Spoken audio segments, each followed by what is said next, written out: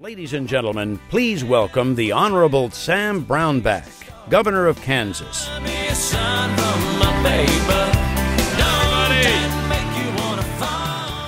Good afternoon, Colorado. I hope you're ready to deliver this state for Mitt Romney in the fall. All right, my guess is you've been asked that question earlier today.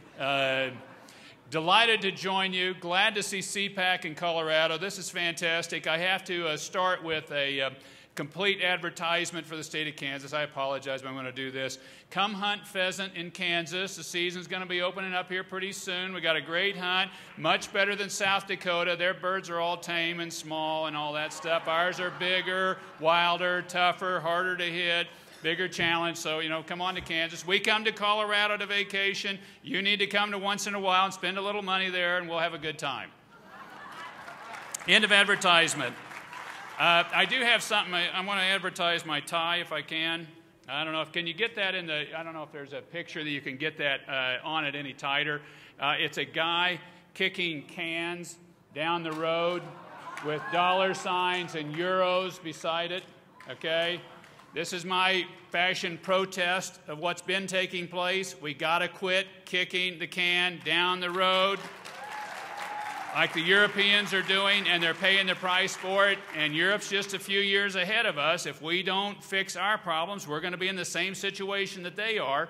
And it's time to do it, and you got a ticket last night, and Mitt Romney did just such a fabulous job with that debate last night. I thought that was really his introduction to the American public. Even though he's been running for president for 5 years, I don't think they've seen him until last night, and he did it. His visage is right. He won it on style. He won it on substance, and we haven't won a presidential debate. You're just asking on debate style for some time, and I just thought he did a brilliant job of it. And then I thought the president, when he ended, on his closing statement, he basically said, I've been fighting for the middle class for the last 4 years, and if you like that, give me another 4 years. And you're kind of going, you basically said, if you like the last 4 years, I'll give you another 4 years like that. And you're going, I don't think so. I don't think with this level of a lethargic economy, of a growth in a debt and deficit that is enormous and not been attacked by the leadership that needs to step up and deal with it. I thought that was, and then he talks more about the Clinton presidency than the Obama presidency. I mean, really, is that what we want to use as the framework? And I thought, really, I was in the Senate when they passed Obamacare, fought and fought and fought against it, thought we had it beat, and I thought when Scott Brown was elected in Massachusetts that we had it beat because that was the public saying, we don't want this. But they went ahead and doubled down, passed it on through, and instead of focusing on the economy the first 2 years, he focuses on getting this health care piece of legislation through, and we have been lethargic, and it also on a Keynesian model of government trickle-down, which I thought was a fabulous line last night, of government trickle-down spending, which they've tried with all this debt and deficit spending. It's been, okay, the government trickle down enough money and the economy will grow. It doesn't work. It hasn't worked. It isn't working. So we got to go a different route. I got one message for you, and you got some great speakers that are lined up behind you. The way you change America is by changing the states.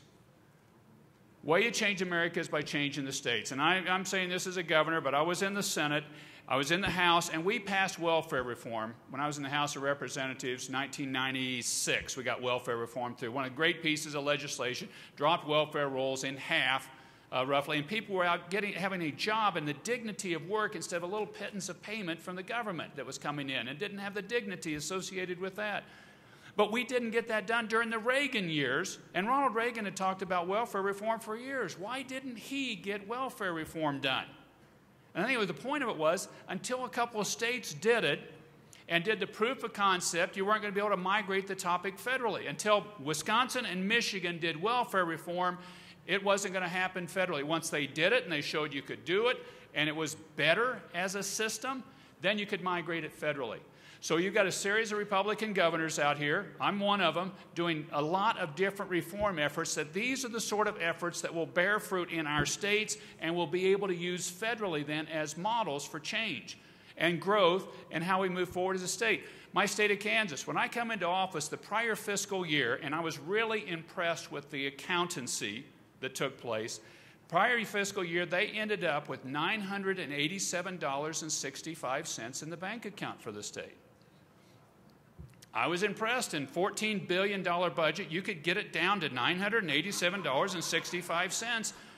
And because you got to have a balanced budget, you can't deficit spend. And so, I'm thinking, man, that's a good accountant to get that level of it down to that point. I'm facing a $500 million budget deficit day one when I come in. That's the projection, but you can't deficit spend. This past July, we ended our fiscal year, and we ended with $500 million surplus. In 2 fiscal years, we go from $1,000 on hand to $500 million on hand. We did not raise taxes. We just cut our taxes. And by the way, I want to invite anybody here to move to Kansas, so you hunt pheasant, have a good time. And if you're an LLC or sub-S or sole proprietorship, 0 state income tax. 0 state income tax in the state of Kansas. Now, why did we do that?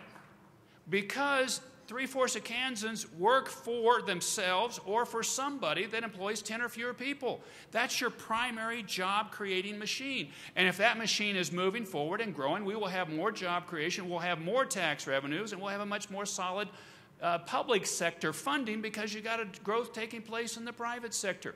And the modeling on this looks very good. And we were the highest tax state in this region. Of all of the surrounding states, we were the highest tax state. And guess what? We had out-migration to every neighboring state except Nebraska. And they joined the Big Ten, and I don't care about Nebraska anymore. And when they joined the Big Ten, now Colorado, you guys did something to us as well. I recognize that. And we were starting to lose to Nebraska. So we took our rates, and now we're second lowest in the region. And we're going to start turning this around. But you got to get growth to take place so that you can fund the public sector. And then you got your public sector cost under control. So we did a voluntary buyout of state employees. And 1,000 took the voluntary buyout, and we only replaced a quarter of those coming back in the system. And then by attrition, you pull things down to where state employment, the number of state employee levels is down, so that we can afford to do these things, so that we can get growth taking place. And on Medicaid, we put the whole system into an integrated care system that's going to save the state $1 billion over 5 years. And in this system, we're going to add services, and we're not going to cut anybody off of them. But you got to get a better management taking place in the system. And in a pension system, thankfully Illinois was there, because otherwise we had the second least funded public pension system in the country. Thankfully they were there. But that's no place to be, and people of Kansas are going, well, we don't want a public pension system that's that ill-funded. So we've changed it to a defined contribution system for new employees coming in 2014, and are fixing our hole in this system as well. Again, something that has to be done for us as states to be able to grow and to prosper and to move on forward. And again, my point, these are the sort of concepts you're seeing Republican governors from all across the country do these sort of things. And we're all watching each other, seeing how that works. Does this one move? How does that one go? Because we know what we've got to do. We've got to get the cost structure of government down, but we have to protect essential services, and those have to be better. We have to educate people better, not worse. We've got to do the system better, but we can't do everything, and government shouldn't try to do everything. But it should do its core functions well. And then we've got to get our tax rates down so we can cause growth to take place and attract growth into the system, so that we'll have that sort of support base that's there to be able to move forward, so we can attract people back into our state, so we can have opportunities for our kids. And that's the sort of thing that we are doing as Republican governors across the nation. And these are the sort of ideas that are going to have to take place at the federal level. And thankfully, when Mitt Romney's elected president, he's going to have a number of different models that he can look at across the country and say, okay, that will work. And when he goes to present it to the American public, he said, look, this is what they did in Kansas, and this is what they did in Louisiana, and this is what they did in Indiana, and this is what they did in Ohio. This is not a new concept. It's been tried and done and proven to work. That's what we've got to do, and that's what we're getting done. And by the way, it's not just economic. It's not just economic. I signed into law 4 major pieces of pro-life legislation the first year that I was in office in the state of Kansas. And I'm honored to have done that. And we are a pro-life state, and we're not going back. We're not going back the other route. Ladies and gentlemen, the tough news is that the government bubble is bursting. You heard of the dot-com bubble and the housing bubble. They're large economic bubbles, and when they burst, people around get hurt. And that's what happened. The dot-com bubble blows up, bursts. That's what happened with the housing bubble, blows up, gets too big, bursts, and you have a lot of difficulty. The government bubble is a magnitude of size larger than either of those. And it's not just the $15 trillion in debt, it's the $50 to $60 trillion of unfunded obligations that are out there. That's the big end of this. And this has to be dealt with. And we can't be like Europe or Japan where you just say, well, we're not really going to deal with it. Because at some point in time, the market deals with it for you. You know, the Greek situation has been like that for some period of time, and then one day the market wakes up and decides, you know, we don't think this is creditworthy any longer. So we're going to start treating it as such. But you don't know when that day comes, and you don't know when that day comes for the United States if there's not a plan in place that the marketplace can be satisfied and comfortable that, yes, you're dealing with your problems, you're addressing these issues, and I've got confidence. You don't know when that happens, and that's why we've got to do it now, and it's the right thing to do for our kids. And as a baby boomer, I think it's time for our generation to man up and start dealing with these issues that we have. And as a good Kansan, I know you don't pass on to the next generation the mortgage, you pass on to them the farm. And instead, what we're doing right now is you're passing the mortgage on down the road instead of giving them a set asset. And we can do this, and it's our turn, and it's our time. And it's going to be hard. But it's something we've got to get done, and we can do. Now, Winston Churchill, in the tough times of the World War II, he looked around to the British public and he was saying to them, these aren't dark days, these are stern days. These are days that build character. And I want to submit to you, I think we're coming up to these sort of stern times. This is going to be difficult. This is not going to be easy. And we can, you know, say this is the way and that. It is, but at the end of the day, you're still going to be dealing with very difficult problems. But this is the sort of things that build character. And this is the sort of thing that we need to do. And my generation needs to step up on it and start dealing with these things, so that we can hand it off better. One of the stories that I appreciated the most about Mother Teresa, and I'll just end on this, was before she was Mother Teresa, she was going around Calcutta and collecting money from people to help out with the children that she was taking care of. And she wasn't particularly well known in the area, but she really had a burden for this, and she was trying to get some money for the children. And she walks up to a door, knocks on the door, and a friend of mine witnessed this. Guy sees her, sees she's got a habit on, doesn't agree with what she represents, and spits in her face.